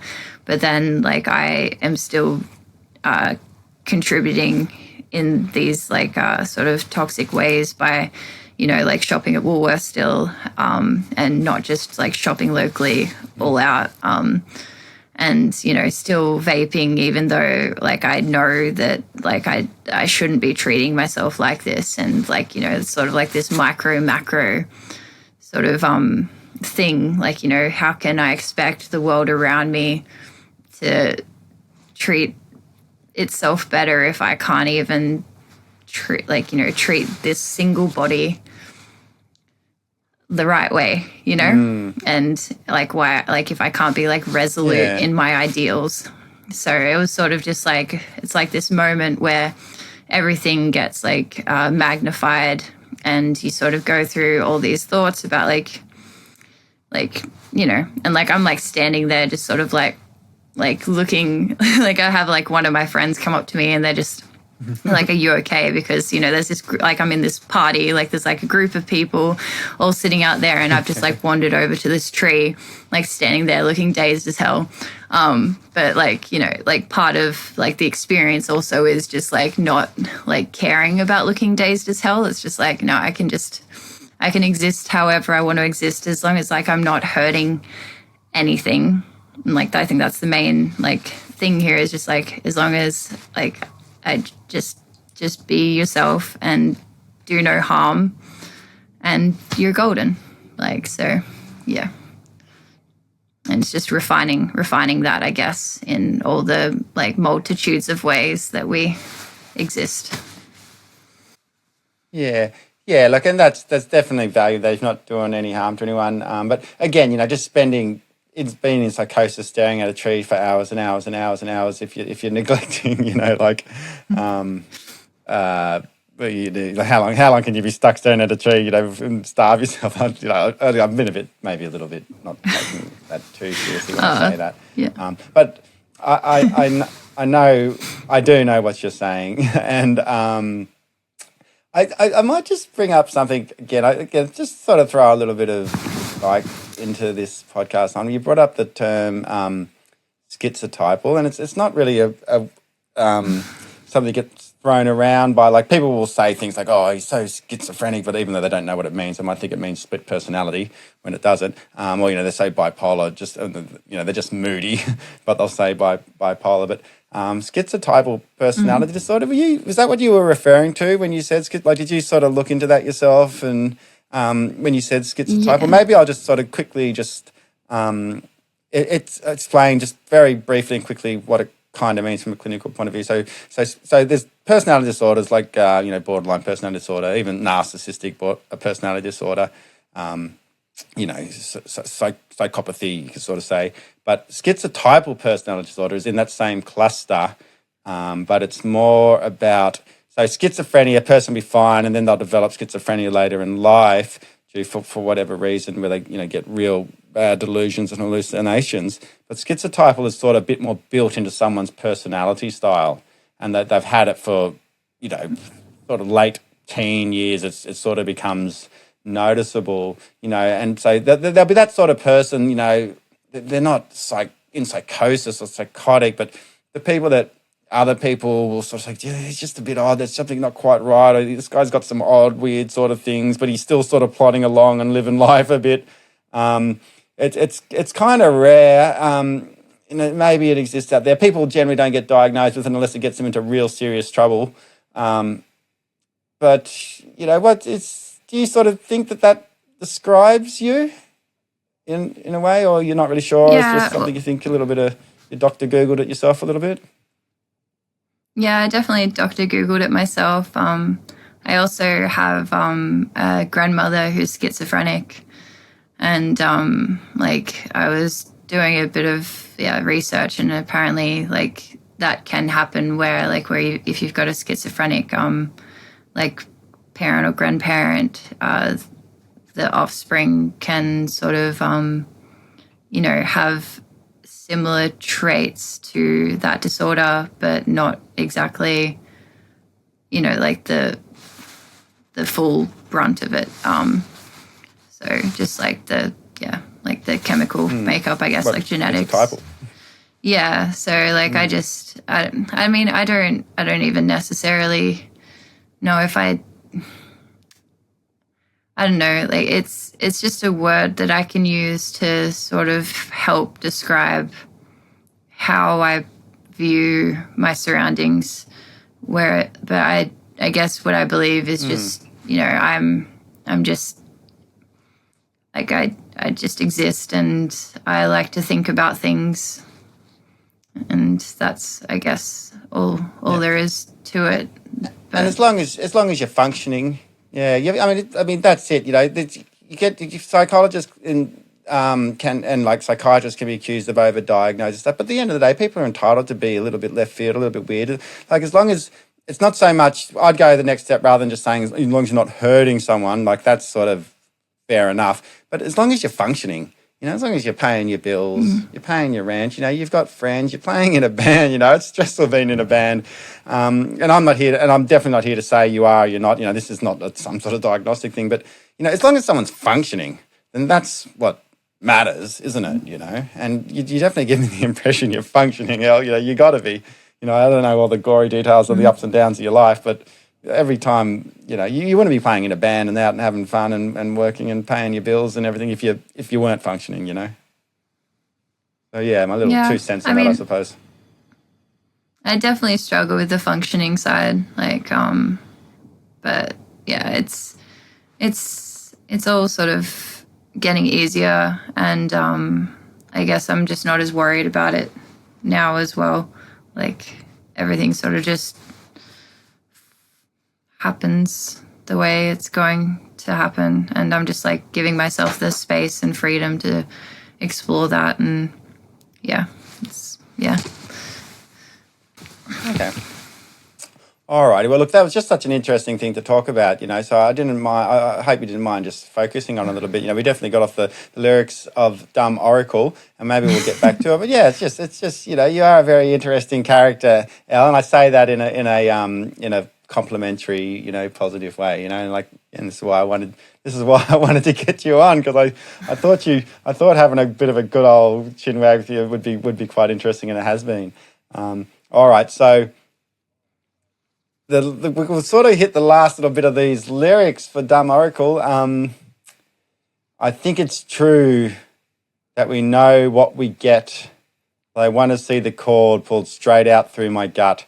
I was actually going to read that with the other line, it sounds a little bit more, it's sort of related to the tear of the flesh, another pound of the check. I read that in the same way, but I don't know. Is that something that's also something in those lines that sort of you want to sort of expand on? Yeah, I guess. So I did I wrote another piece a while back, and it's like I think I say something like it's like a raging umbilical cord ready to strangle me in the womb. And like I remember posting it, and then I saw someone post like a couple of days ago just as a caption on something, which is sort of how like the grand conversation works for me, like quantum talking, I guess. And they just wrote, cut the cord or whatever. So I guess that's just like a mild response for it. It's just, yeah. But, what are the lyrics again? I can't even think of my own lyrics at the moment. I think it's true that we know what we get, but they want to see the cord pull straight out through my gut. Out through my gut. Yeah. So I think it's true that we know what we get. I mean, that's just a sort of, I guess, a play on words. Like, I think it's true. Like, I'm thinking it's true that we know, like, we understand what we understand, like, what we get. But yeah, so it's just a bit of fun. But yeah. Okay. The last few lines, we'll smash these out. I hear the bearing of words on your teeth as the knuckles wrap the door. I was always playing for keeps. I tried to settle the score. Look, that one there, I was sort of like you to try to settle the score. I was sort of thinking there might be a specific backstory behind that one. But again, I think sort of how you're explaining this, maybe not so much. Yeah, I mean, I guess there's always going to be personal experiences that sort of influence like parts of how you're writing. But when I actually go to sit down with it and work it out, it tends to be not as personal, like unless I'm like writing specifically personally, like about a specific experience. Like I've got another piece of writing from recently which actually talks about like my family history, like and just the trauma experienced by each individual member of my family, and like asking to sort of like let go of all that pain, like for everyone to be able to do that. But yeah, this song's definitely a little bit more of a wholesome, if you could say that, vibe. Well, this is wholesome, this one, is it? I just see the brutal one, the brutal death metal version of it, of one of your death metal songs. Okay. The last line here, last set of lines. My glass eye has a crack from the strike, and they're saying that I'm blind to my chores. I never knew a single thought in my head without first spitting on it for sport. So again, that's sort of why I thought this was maybe a bit more specific about family. My glass eye has a crack from the strike, and they're saying that I'm blind to my chores. I do like that line, glass eye has a crack from the strike. Yeah, very, very, very, very poetic line. Last line that the last bunch of lines we're going to sort of talk about. So any final comments on your lyrics? My glass eye has a crack from the strike, and they're saying that I'm blind to my chores. I never knew a single thought in my head without first spitting on it for sport. Yeah, so I guess like when I have like these psychotic episodes, I don't know how to really refer to them. Like I play multiple parts, because it's almost like a family gathering, like in my head, I guess. And one of those personalities is the old person, the person who's sort of been around since like the eye opened, and is a little bit slow, a little bit sleepy, and takes a little while for I guess the domino effect of a thought to completely reach them. But they're also like more in touch than other parts understand. Like, you know, they just like, you know, everyone sort of has their own way of doing things, I guess, like in our family that is consciousness. So yeah, it's like they're saying that I'm blind to my chores. It's like I'm blind to acting in certain ways, but on the grand scale, like these sort of, I guess, like atrocities and mistakes need to play out so that like we can, like, it's learning in real time, essentially. Like, you know, like when you have, like in genetics, you have, what's it called? I don't know. Like it's just part of the evolutionary process. I mean, it's like when you have mutations, like, you know, like so a mistake. Not is DNA, but mutations. Yeah, okay. Yeah, so like that's how, like, you know, DNA has evolved, is through like these mutations, and that's essentially like what our mistakes, like some like are, like collectively, like, you know, as we move through whatever like this is. But anyway, the last line as well is, I never knew a single thought in my head without first spitting on it for sport. It's basically like taking a thought for a walk. So like I don't really understand something until I've tested it out, you know, or like, you know, really like put it out there and like rubbed it between my hands and seen what it's made of. But yeah, that's it. That sounds like a good thing to do. You know, try and give it a go, test things out. I might be simplifying it a little bit, but I sort of get the impression of what you're saying. Alrighty, Simple's good, baby. Dumb Oracle, Hard Body.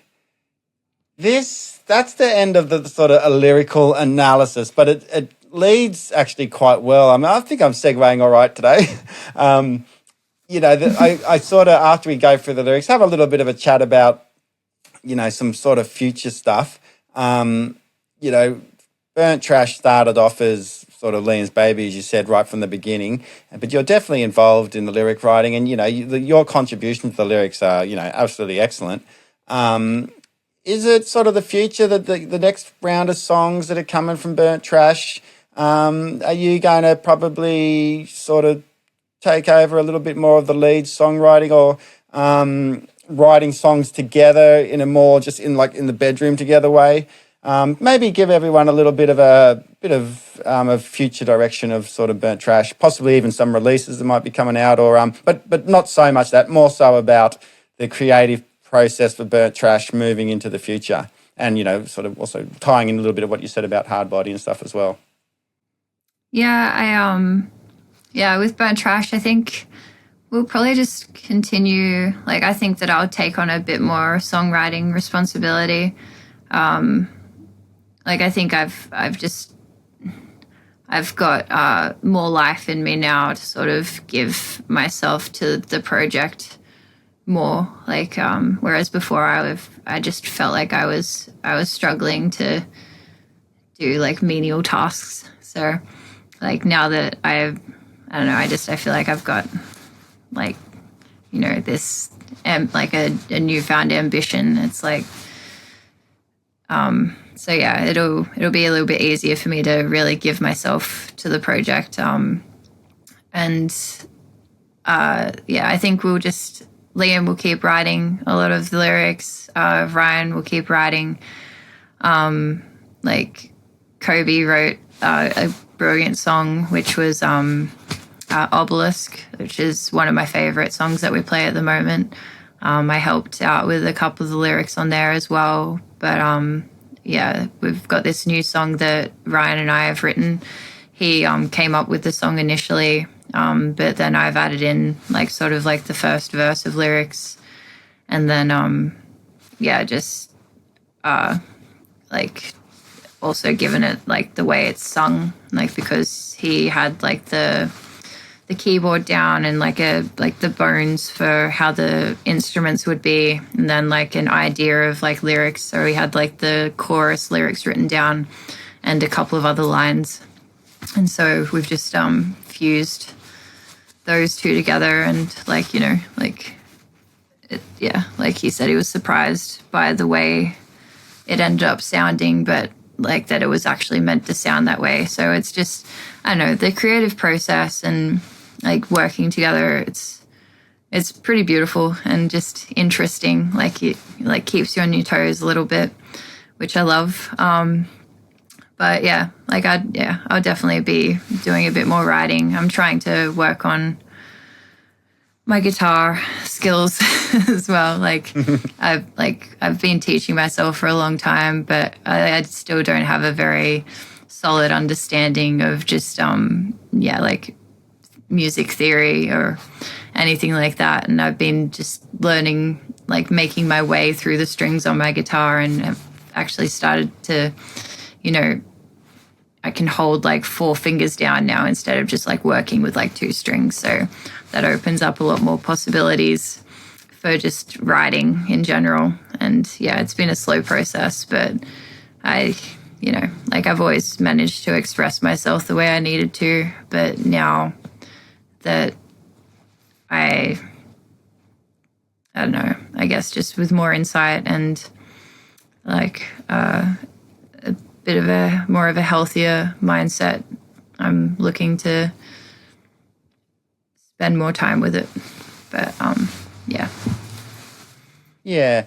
And to be honest though, like, you know, like going back right to the start, I've sort of seen the progression of your band, and, you know, how you guys have worked together and come together and reached this point. Like something's got to be working. And I said it at the start, the fact that you guys all work together and you sort of that, you know, the multi-headed Hydra and stuff, you know, why really mess with that? You know, I mean, obviously, you know, you are a writer, so have a little bit more, but like, why not work together as a team when it works so well and it is working well for you, you know? So definitely, I don't think there's really a lot of need to rock the boat too much.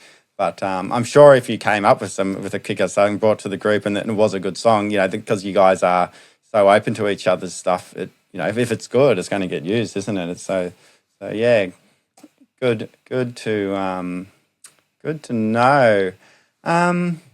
We're wrapping into the end a little bit here. I do a little bit of a summary of, you know, after talking to the person, reading their lyrics, having a chat with them.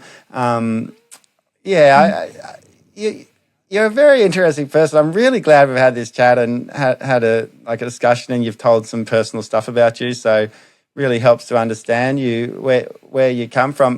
I probably might just backtrack to a little bit. You know, I was sort of saying, you know, you're functioning because you're in a band or something, but I don't really know how some of maybe your struggles that you might have had more recently if you probably weren't functioning that well. So I do apologise if I probably assumed that a little bit, because again, you know, whenever I see you out, I have a little chat with you, and you know, there's some people with some, you know, again, I work with some pretty seriously ill people that just can't really function at all in any way whatsoever.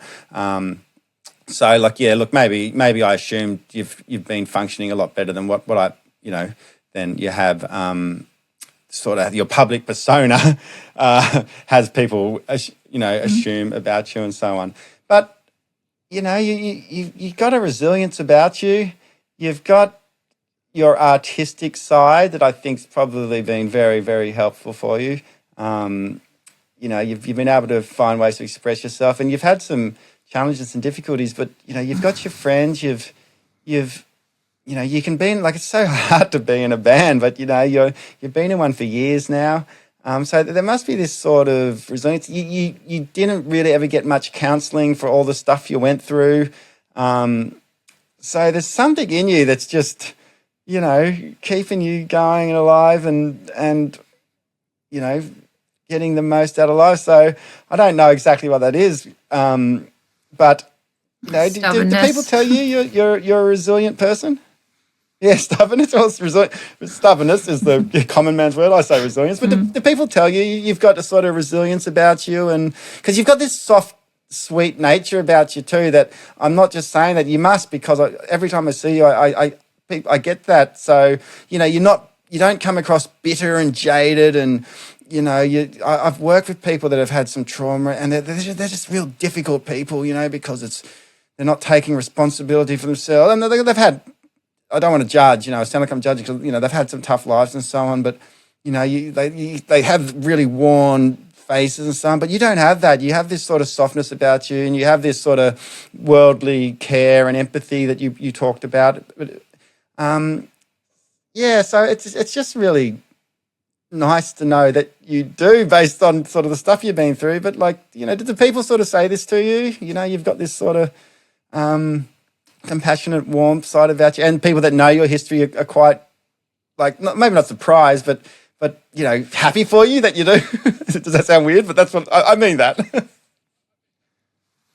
Yeah, I've because me, my friends and I have walked through a few of our own experiences, just friends dealing with suicidal thoughts and different things like that, and I think that my role, I've played an important role in deterring them from staying in that mindset just by having experienced the things I've experienced and having the thinking about it the way I do.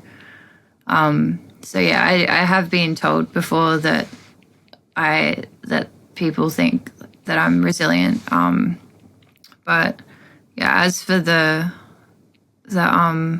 softness, I think it's just, I just think that understanding is so important. If you, and I think it was just also from a personal level, a selfish level, even those things that I did when I was younger that I was ashamed of, or and you just sort of I don't know, to put it basically, it's treat others the way that you want to be treated, and if there's I don't know, I always pictured this sort of bigger being looking down on what I was doing and who could maybe punish me, and then I just sort of go into this way of thinking punishing me for different things or different thoughts I'd had, even though if they weren't quite terrible or anything. It's just you just need to think of, how would I treat myself in this situation? Would I punish someone? No. Would I hurt someone for making a mistake? And we're all given everything's circumstantial as well. My father had a lot of trauma. He didn't have the best parenting methods. For me growing up, some of them were bordering on abusive, just because they're taught to smack their kids, especially that generation, smack their kids and just different things like that. But he was treated 50 times worse than I ever was. And so you've just got all these people who have lived all these different experiences and been hurt, and are just trying their best to survive. And I don't think anyone is malicious on purpose is my point. I think we're just trying, yeah. Yeah, so you've come to this philosophy on life in your own sort of way, and it's actually a very good philosophy on life. So again, a little bit of a credit to you, because it despite your challenge, it seems to be working for you. It gives me the impression it's working for you, and I think based on what you said, I think it will hold good for a long time. There's, people's philosophy of life do change a bit, but if you stick to what you're doing and thinking, and I think you're going to be all right, Elle. I think you're going to be all right. How's that for a little bit of a pep talk at the very end? We're going to be Alrighty. okay, everyone. Yeah, we're going to be okay. The world will keep spinning. All right. So the very, very, very last thing, opportunity to plug any gigs, any music releases, anything like that, any merch shop, or online shop, whatever you want. Just throw it over to you for the last couple of minutes to do your plug for gigs or anything happening, especially the gig that I'm playing with you as well. Yeah, so I was about to say we've got the show with you. We've also got our. I'm really sorry, but I've actually forgotten the date for that. So could you plug it for me? It is the Rad Shack EP launch at Diffuse Studios in Wollongabba on August the 24th. So I got to get this August the 24th. edited and cut before then. That's the one. So that one's very, very soon. We've got one just before that at PFR with the Snouts, for their launch. And that's on the 17th. I think those are the only two shows that we've got coming up for now. But wait, no, sorry. We're also playing Fixture Sound with our friends Fixture. So yeah, that'll be very cool as well. But yeah, I forget the date for that one too. What's the date and location of Fixture? Okay, but there's always in the comments, and we can put all that sort of stuff. Do you have any? Do you have any? Do you have any new music coming out? I'd love to hear the follow up to Roma Street. I can't stop talking about Roma Street. I'm still talking about it 2 hours later. But has you got anything recorded already, ready to go, or is it a few things in the works? So we've got 2 new songs that we've added to the set. I think it is. One of them we played at our EP launch, and that's the only time we've taken it for a walk. And the new one is the one that Ryan and I did the writing on. So we're going to probably record those 2 and also Obelisk, because we've been wanting to record that for a little while now. But yeah, the Fixture Sound show is on September 7th, and it is at Sunhead Records. So yeah, that'll be cool. All right, cool. So you got some good stuff coming up, some stuff for Burnt Trash fans to look forward to. All right, Elle. Look, this was actually a super, super awesome episode. For people before, I said to Elle, I'm thinking about maybe trying to condense these, trying to keep them under an hour, maybe have experiments, see if I can make them a little bit more quick shot. But, why would I not honour the stuff that you're talking about? Because it's so interesting. So I'm happy that I didn't try and stick to some sort of quick shot version of this podcast, because, I got to honour everything you talked about. It was really appreciative, personal stuff, and just your philosophy on life and your music, and also, what else can I say? Thank you so much for coming on board. I'm really looking forward to catching up with you in the next couple of weeks. And no joints backstage in the forest before you play or anything, in case you get stuck out there staring at the trees, I suppose. But no, I don't need it anymore. I wouldn't judge if that happened anyway. Hell yeah. No, thanks for having me on. We right, all love you. Cool. I love you. And